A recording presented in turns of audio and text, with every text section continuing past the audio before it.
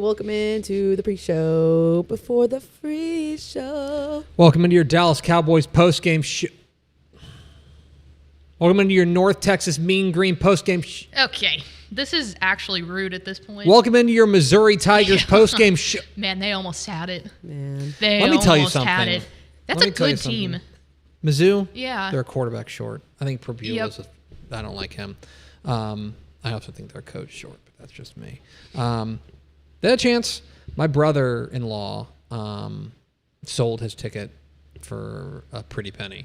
He had tickets to Mizzou played Alabama, by the way. Yeah. But my brother-in-law that lives in St. Louis, he has season tickets, and sold it for a pretty penny. Which I bet. Yeah. I mean, that was the first time that they would have had an opportunity to legitimately beat Alabama. Like, well, that's a storm or a field storming. Well, and occurrence. they were talking about how, and I guess this makes sense, that they had not won a top. It was like a top 20. Imagine top 20 teams at Faurot Field in like 50 years. Like they haven't done it, and they've been ranked because I kept thinking of like 2007 they beat Kansas when it was 2 versus 3, but that was at Arrowhead. Oh, that was makes at Arrowhead. Sense. Yeah. And so and so it was. They were close, but then man, I made a. I won't say this because it'll be disrespectful to some high school football quarterbacks, but there were the last interception. I turned to my wife and I was like, "That is, I have seen that before on Friday nights and not on good teams." You know what I mean? Anyway, how was your weekend aside from the football sadness? It was good. I actually I went out into the public for the first time in a while. I haven't been going out into the public a whole lot lately. And one of my best friends is the head of marketing at the Rustic in Dallas. Oh yeah. In which I had never been to. Mm-hmm. I think I've made it pretty well known to many people. I'm not a huge I don't go out in Dallas a lot. Mm-hmm. I don't know why. I feel like a lot of my friends I guess live closer to Fort Worth. So well, and also that's a haul. It is. It is. And like, it's a haul. And if you are going to go to the Rustic, which is alcohol based, then like you got to make your way back. Yeah. And it's just like, I don't. Have you been, Tepper? Oh yeah. I used really? to go. You were a big Dallas person. I had a Dallas. You lived a lot closer down there at the time though. Yeah. I had a moment in my life where I was Dallas guy. She likes Dallas. Yeah. I like Dallas. I'm Dallas gal. So you went to the Rustic. Yeah, and I had never been, and it was awesome. It's a great place. It's owned by Pat Green, I think. Yes, yeah, it is. He played there a couple weeks ago. But anyway, they had live music to start off the day with, and then we watched the Red River Rivalry. Yeah. That's always hard to say. Red and, River Rivalry. like, I think everybody in the state of Texas, outside of probably A&M fans, can usually agree that everyone kind of would rather Texas win than Oklahoma because we're all Texans. Like, that's I would say that's probably fair. Yeah, I'm not saying they're rooting for them, but if you had to I'd be interested in choose- polling, like, Texas Tech fans. Yeah. And being like, who would you rather win? Because, like, I'm sure they don't like Texas. But Right. I think they also don't like Oklahoma. Yeah, I think it's just one of those things. Like, if you just naturally hate the University of Texas, then I can see you not doing it. But I feel like if you really have no beef with UT, you would just be like, hey, I'm a Texan. Like, good. They came across the Red River and we're kicking them back out across the state the other way. But we were surrounded by Oklahoma fans. Mm-hmm. There was a lot. VNA was there. Well, they had a bad time. Yeah, and it was great. Thoroughly enjoyed watching all the Sooners like leave, and then I'll tell you what, the drive back up to Denton was fantastic because it's just Oklahoma license plates just flying past you, and I was like, we were don't get. I was also in Dallas on Saturday. We went to. I owed Hank a trip to a Dallas Mavericks game. I never responded to your text message, and I felt so bad about it. He went. We went to the Mavericks game. He had never been. He'd actually never been to the American Airlines Center, and so but preseason game playing the Hornets. Mutual friend of ours, Jessica Armstrong, was able to hook us up with tickets, which is great. But the other thing was I told Hank, I was like, hey, we can take the train. We took Dart. Oh, that's awesome. And let me tell you something. That kid Love the train. locked in. That's awesome. Locked in. The basketball game he is lukewarm on. The train. The train was everything. Afterwards, like we spent the entire train ride home, like on my phone looking at the Dart map. He's like, you can go to the zoo. You can go to this or other. I'm like, oh yeah, man, dude. train to the zoo. Mm-hmm. Would hit. Oh, It would hit. It's a long train ride, but no, but Tepper sent me a text message of Hank with a ice cream sandwich, and you were like, confirmed the American Airlines Center does sell ice cream. He asked me, and it was a very awesome photo. He thought the game was very loud, which it is. Basketball games are loud. If Hank you've never also been, doesn't like, I feel like No. loud environments. No. He's generally a guy who's just like, what if we kept it at a normal volume? Max, I feel like Max is just like, let's go. Mosh pit. Let's go. The other thing, and this is just a strange an aside, and this is a bit of a name drop, but we were walking down to our seats, and I bought Hank a Cooper Flag jersey. So now, and then like he was like, we bought it, and then we get down on the, and he's like, he looked up at the scoreboard, so like 32 Flag. He's like, hey, that's the jersey I have. Like, yeah, dude, that's the guy. He's like, what? Like, I think it didn't really register with Makes him, sense. but that's an actual person. That's awesome. But then the other thing, we were walking down, and I hear, hey, Tepper. I turn around, it's my friend Michelin. And Michelin is, I don't want to give away her last name here. I'll give it in a moment. But she's like, hey, like, what are you doing? And then it clicked with me. Her nephew plays for the Hornets. Oh, really? Her nephew is Liam McNeely, who just got drafted out of UConn. Yeah. And so like, and I knew that that's in sick. my deep recess of my brain. I was like, oh, Mish, what are you doing? Oh, and then I saw she had like 15 family members Yeah. there, none of whom knew who I was. They were just like, this is my friend. And so yeah, I got to run into a friend who was that's watching awesome. their. That'd be cool to watch. I mean, Yeah. I don't know. I don't think either of you have, but I've never watched a family member play a professional sport before. That's cool. My younger brother briefly was the starting left fielder for the Boston Red Sox, but Jeff? that's another story. Yeah. How did I not know that? I'm making that up. That's how you didn't know that. I was like, I don't even think Jeff played sports. He's an engineer. He's an engineer. He doesn't Yeah. look like a sport fella. If you would have said your older brother, I really would have believed you. Have I ever told you the story about Hank? I'm sorry. We'll start here in a moment. Or Matt. Okay. Take 3. Jeff. This is I what get you have all the all young men people. in your I get family. all the My young name is people in Dave. my life and confused. He was. My dad taught us all to be catchers growing up, and Jeff is left-handed. He's a left-handed hitting catcher. And my dad was seeing like dollar signs. Oh, He's yeah. like, jackpot. If you're a left-handed hitting catcher, got you can him. name your price. It didn't work out. No. Turns out he couldn't hit. And he also, I think, liked baseball that much. Well, that's fair. Anyway, it's a weekend check. Hit the theme expo.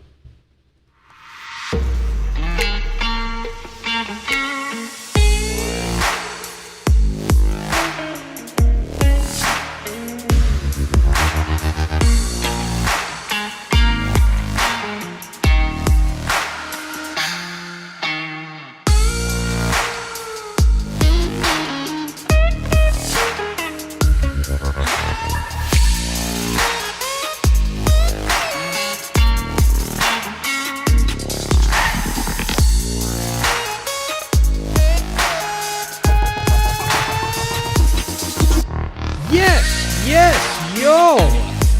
From the Dave Campbell's Texas Football Mothership here in beautiful Louisville, Texas, it is Texas Football Today, a show with microphones. My name's Greg Tepper. I'm the editor-in-chief of Dave Campbell's Texas Football Magazine and TexasFootball.com. Thank you for spending part of your day with us, whether you're watching us live at TexasFootball.com, Facebook, YouTube, Twitter, Instagram, or you'll listen to us on the podcast, which you can subscribe to on the podcast vendor of your choice. Either way, thank you for doing your part to support your local mediocre internet show. I am sitting over there at the helm today, making us sound good. It's Miss Vianney Moreno. Hi, Miss Vianney Moreno. And joining me on the desk, as she does every Monday, is the executive producer of Dave Campbell's Texas Football and Dave Campbell's Texan Live. She is the Duchess of the Dorks. We released her from the. We made a prisoner swap in the control room. It's Ashley Pickle. Where did y'all say? My mom said she listened last week and said y'all said I was somewhere. Where did you say I was? I said somewhere. I think We might have said I think like in Hawaii. Alaska or like something? the moon. Hawaii or the moon. Oh, How yeah. was it? The very, very similar places, Hawaii, Hawaii and and the the moon. moon. Yeah. So how was it? Both sandy, Was it good? I don't Was know it if fun? Sandy's the right. dusty. Dusty. I wouldn't say Hawaii's dusty. Today is Monday, October 13th, 2025, a mere 45 days to Thanksgiving. Happy birthday to one of the spiritual fathers of this show, or at least one of the bits of this show. Happy birthday to Sacha Baron Cohen. Sacha Baron Cohen, most known probably for being Borat, who gave us... My wife. Thank you very much. Happy birthday. What a legacy. Mallory Hartley is just punching air right now. What a legacy to leave. Scares me. It's episode 1889 or so. I don't know. I quit counting a while ago. On today's show, folks, it's Monday Morning Fallout.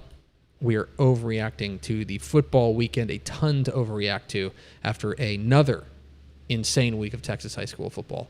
Week 7 is in the books, and so we are going to recap it here with all sorts of fun and gallimaufry. So, without further ado, do we have first four through the door?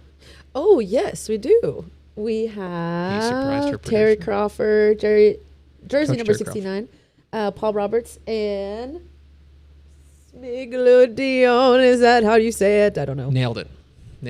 Who? The Megalodon? Smiglodion. We don't have time for this. V&A, hit the arrow sign. Time for Monday Morning Fallout.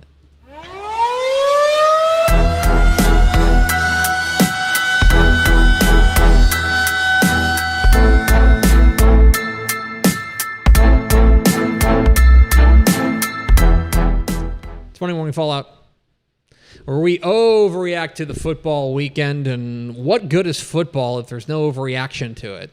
It's the whole stinking point. That's why we do this show. A lot to overreact to. Let's start with Tepper's take. Tepper's take, it's time to zoom in. A lot of what we do here at Dave Campbell's is speak on a statewide perspective. You can check out the new rankings at texasfootball.com right now. We talk about which teams are contenders to win their region, maybe. That means they get to the state semifinal.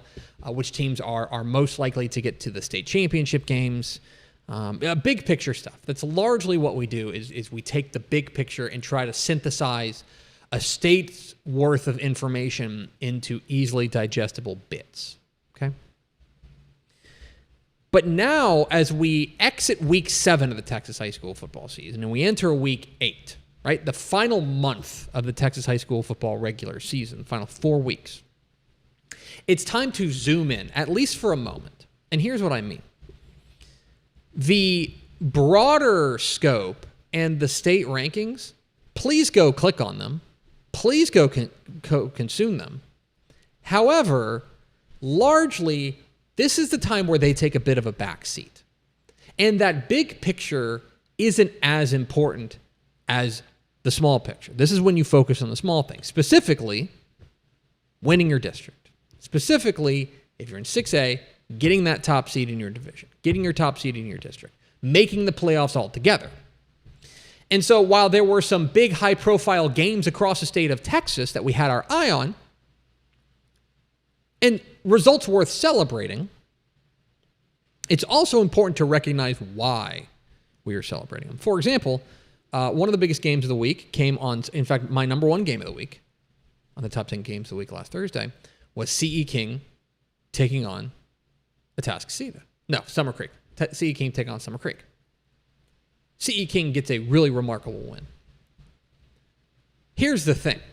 That is, on its face, impressive for C.E. King, and they're going to rise up the 6A rankings as a result.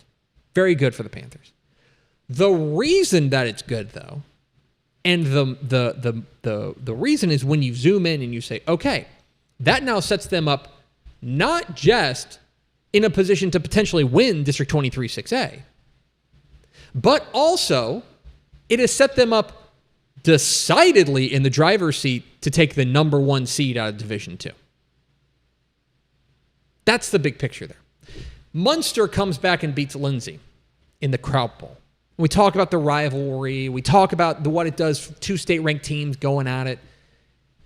It means a lot for Munster. They win their 10th meeting in the last 11 against Lindsay. But if you zoom in, what you realize is, oh, that also sets up Munster to be the number 1 seed out of their district. That, to me, is what we should be focusing on now. There will be plenty of time to zoom out. And you can take all of it in concert. But this is the time, especially as we enter these final 4 weeks of the Texas high school football regular season, where it's okay to push that big picture aside and zoom in a little bit and pay attention to what these games actually matter in the micro. We'll get to the macro later. But the micro really matters as much as it's going to all year long. And that's Tepper's take. For Pickle's point this week, we're going to focus on don't lose your clunkers. I think we talk a lot, and really at the early part of the season, we're excited. We get those schedules. Where are Duncanville and DeSoto going to play? You know, what week is that? What week does North Shore and Atascocita play? There's those marquee matchups, Lake Travis Westlake, that you take a look at the very beginning of the season, and you go, okay, this is the big game. This is a game that probably will decide the district if everything goes how we think it's going to go. And that's great. We've seen a lot of those matchups happen so far. There's still a lot of those matchups to go.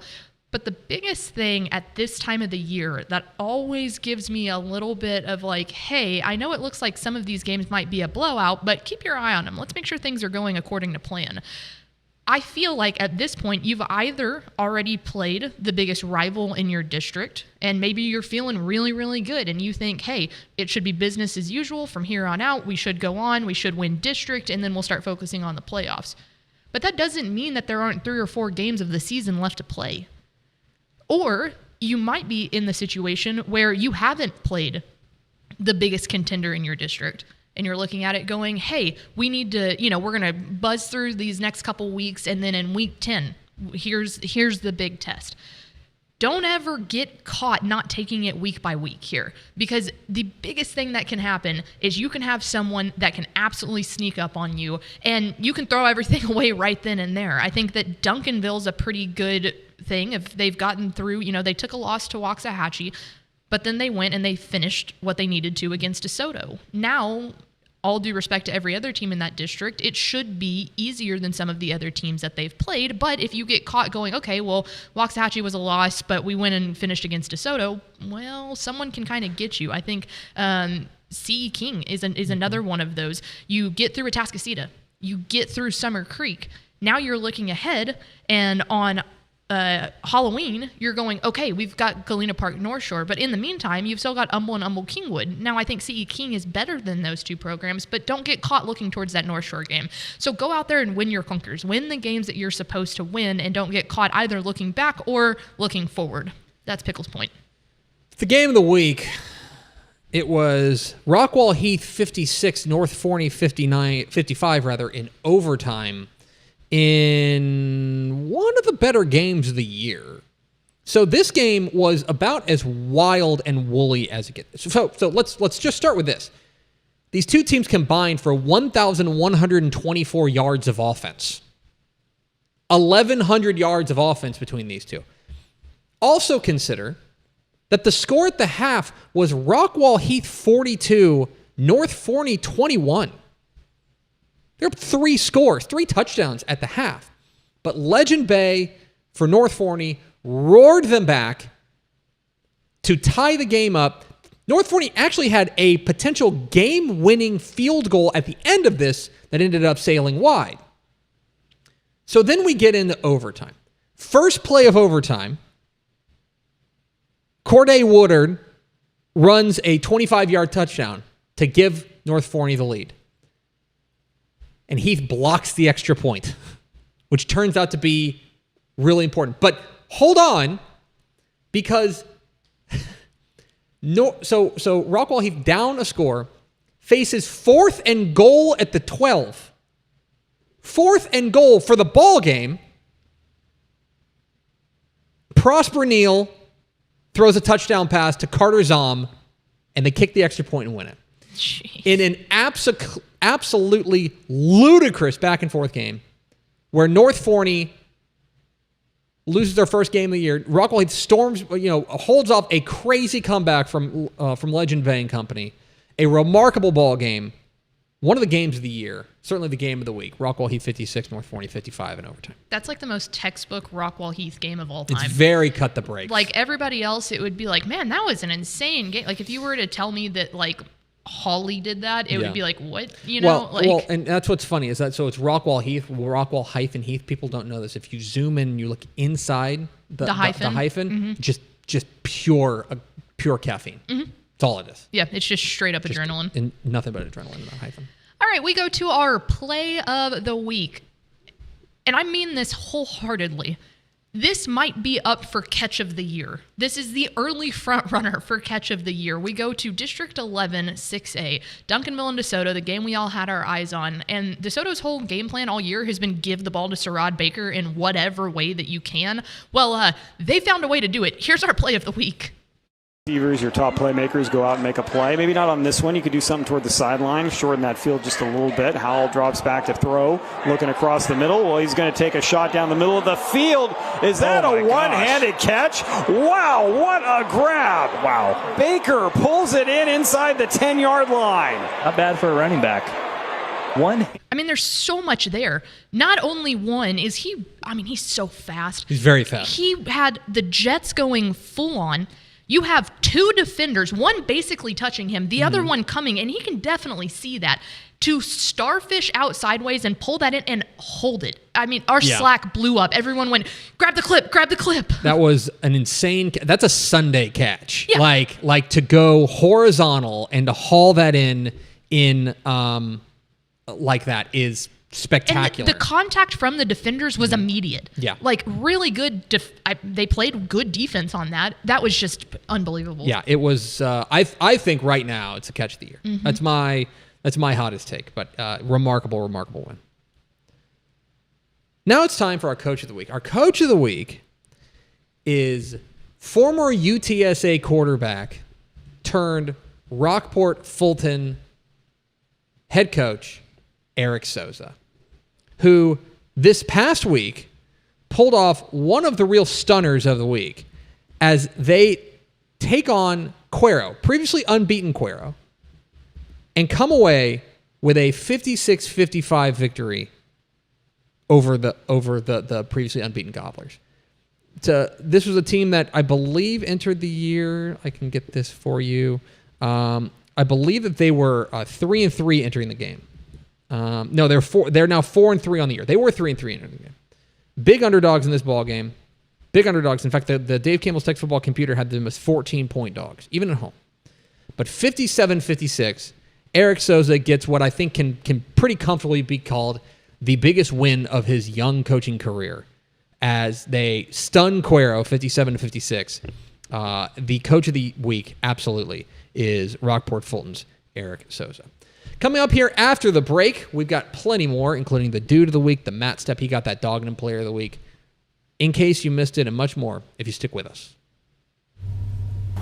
Hello, Candace. Not you again. Me again. Remember our last oil change? Your boyfriend said he knew a guy who knew a guy. None of those guys knew what they were doing, including you, Todd. Silence your oil change anxiety at Valvoline Instant Oil Change, where you can watch our experts change your oil right from your car. Thanks for coming in. And finish in about 15 minutes. Valvoline. Service you can see, experts you can trust. Pour some sunshine with new First Light Community Coffee's first ever light roast. This blend has notes of honey and brown sugar that will brighten any part of your day. Try First Light now at communitycoffee.com.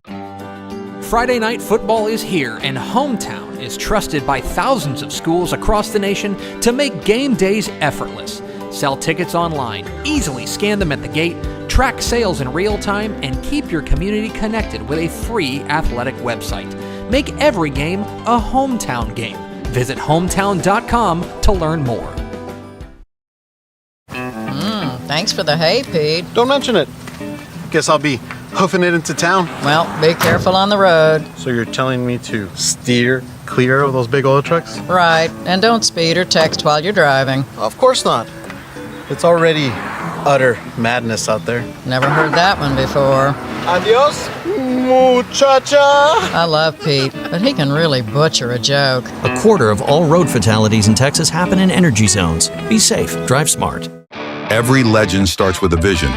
For Dave Campbell, that vision was clear. Tell the story of Texas football like never before. In 1960, he built something no one had before, a magazine that became the Bible of Texas football. Coaches, players, and fans didn't just read it, they lived by it. His words shaped the game. His vision built a legacy. And his name? It will always be written in the story of Texas football. Dave Campbell's Texas Football, where legends begin. It's Monday Morning Fallout here on Texas Football Today. Ashley Pickle, Greg Tepper. We do this every single Monday. So every Monday for the rest of our lives. No, but every Monday for the rest of the season. Oh, okay. Yes. It is now time for me, Ashley Pickle, to announce the Dudes Rock Dude of the Week. Mm-hmm. And today's Dude Rock Dude of the Week, who was a dude who was rocking last week, is from District 13, 5A Division 2. We had our eyes on a massive game between Alamo Heights and Victoria West. Playoff implications for seeding, bragging rights, all of this. Alamo Heights gets on the road, heads down about over 2 hours for this district matchup. And this was the classic big-time player stepping up in a big-time way when his team needed him the most. Alamo Heights running back DK Garza, a name that people around Texas high school football are very much familiar with, went for 527 yards rushing. So that is 9th most in UIL 11-man history for a single game rushing record. Not only that, he now holds the 5A record. Mm-hmm. So all 9 above him were not in 5A. That is the leading rushing for a single game out of anybody in 5A history, 527 yards. So impressive enough, right? Mm-hmm. That's all he did. Sure. He just ran, right? He stopped right there. He stopped right there. He didn't stop right there. Mm-hmm.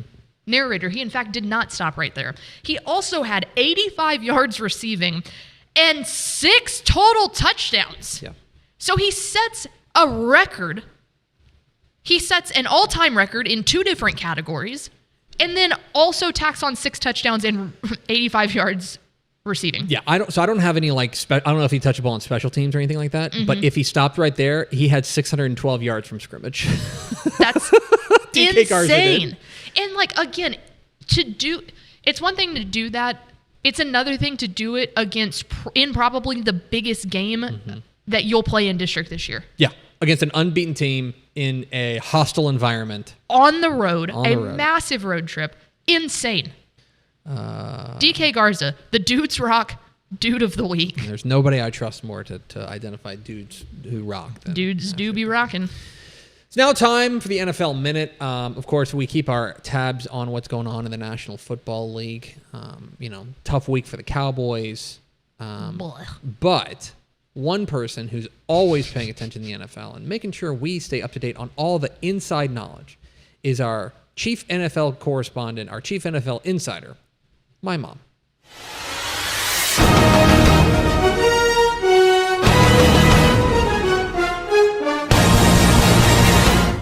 Hi, this is Tep Mom reporting the NFL Minute. I'm highlighting the New York Giants win over the Eagles Thursday night, 34-17.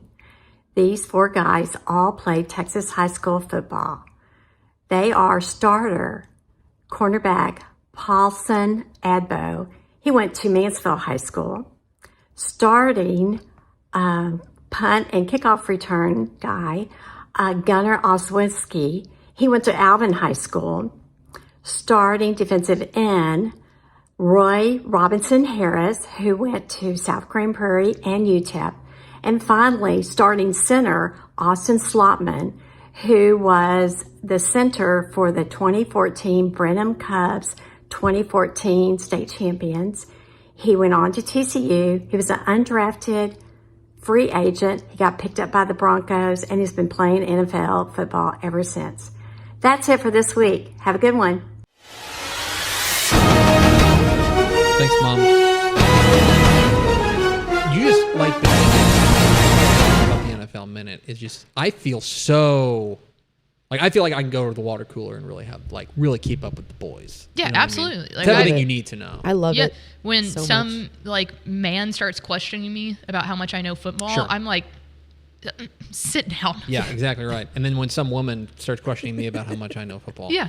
Same bit. So exactly. Thanks, Mom, for the NFL Minute. All right, it is now time to go to Stock Up, a team that had some winning to be done.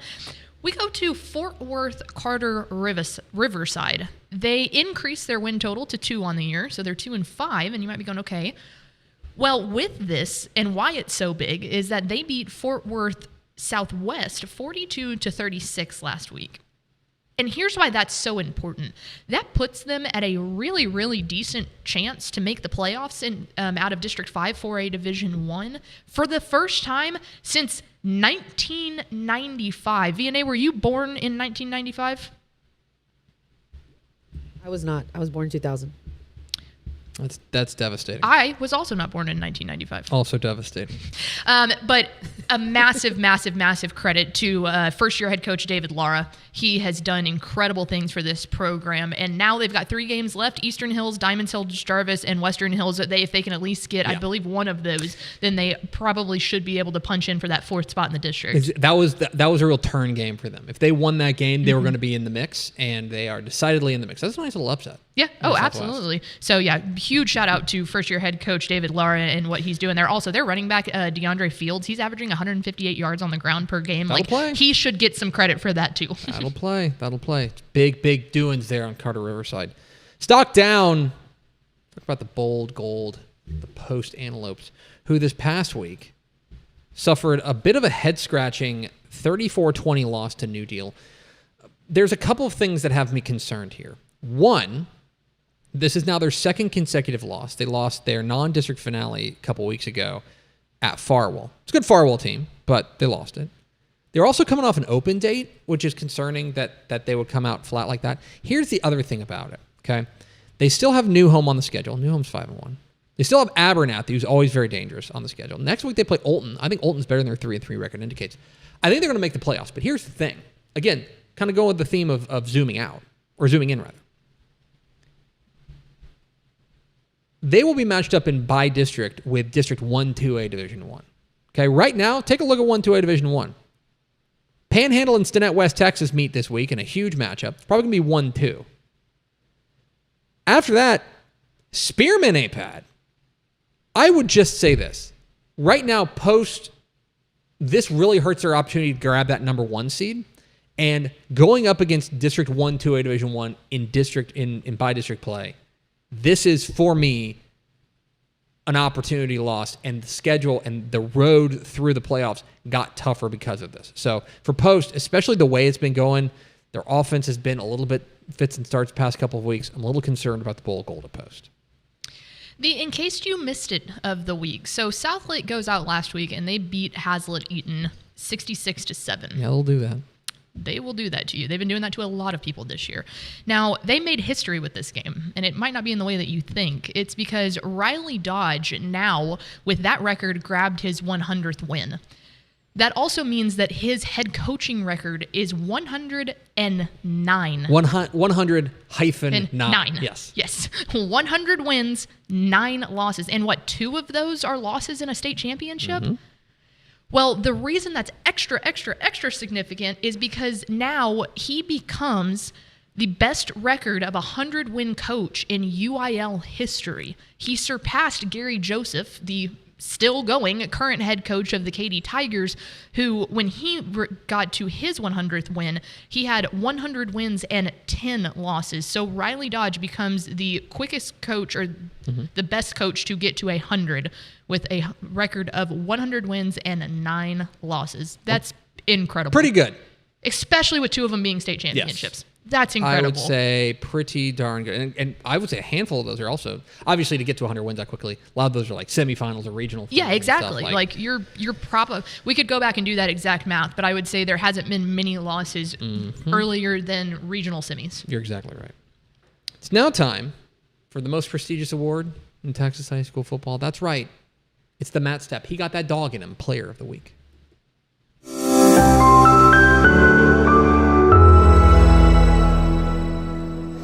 Hey y'all, Matt Stepp, Dave Campbell's Texas Football. Here at DFW Airport on a Saturday morning, head to Canada for Thanksgiving weekend. But before I eat all that amazing food on Thanksgiving, I gotta bring you for Week 7, Matt Stepp. He got that dog an award. And the winner of this week's Matt Stepp, he got that dog an award, is none other than Waco University wide receiver London Smith. The Baylor commit in University's 58-3 win over Brian Rutter Thursday night hauled in two touchdown passes that were short passes that he turned into long runs, showing off elite speed. And on another touchdown, he freed up a teammate with an incredible downfield block to spring him for the score. Congrats, London. You, sir, have got that dog in you. Wow, Smith. I mean, committing to Baylor is one thing, but being the Matt Stepp, he got that dog in Player of the Week. Pretty impressive. Pretty impressive. I'm just gonna start barking every time Steph comes in here. Just the dog pound comes out. Yeah. All right, that was everything. Wrapping up week 7. 7. Yep. Ugh. 7 of the Texas. That's crazy. Of the Texas high school football season. Into week 8 we go now, and we take a look at what's next. And this time we're going to District 9 5A Division 1 for a highly anticipated matchup between Beaumont Westbrook and Port Arthur Memorial. Westbrook got a big win last week over Baytown Sterling, who has kind of been a surprise this year. But Port Arthur Memorial 7-0 on the season, 3-0 in district. If Westbrook wants to kind of cap this and say, hey, Port Arthur's not going to win this district, this is the week to do it. This feels like the district championship game. I'm really excited. Spoiler for the picks that we're recording later today. I'm excited to see Tam Anderson, the new quarterback for Westbrook, who's been a real revelation for them, in a big spot. This is like, he has been such a superstar for them. Here's a big opportunity. Port Arthur Memorial has been relentless all year long, and this figures to be a whale of a ball game down there in PA, and they will be fired up down there at Memorial Stadium in Port Arthur. Yeah, Westbrook still has Barbers Hill on the last week of the season, so their hope isn't like completely gone. But if they got a win here, that would bode really well for them going into that week 11 matchup with Barbers Hill. You're exactly right. This would be a huge, huge win for them. It's a massive game down there, Port Arthur Memorial and Beaumont Westbrook. Of course, we will have complete team coverage of that game and all other games on Texas high school football at texasfootball.com. My mom said that y'all said I was in Canada last week. So we got Hawaii, the moon, and Canada. So how was it? I want you to look. Corporate wants you to look at these photos and tell them the. I can't. Like they're the exact same photo. I was not in Canada. No, you're here. You're in this. No, last week my brother broke his finger, so I was getting him surgery. I know. Dumb boy. It was wild. Shout out Jake. Shout out Jake. He's doing good.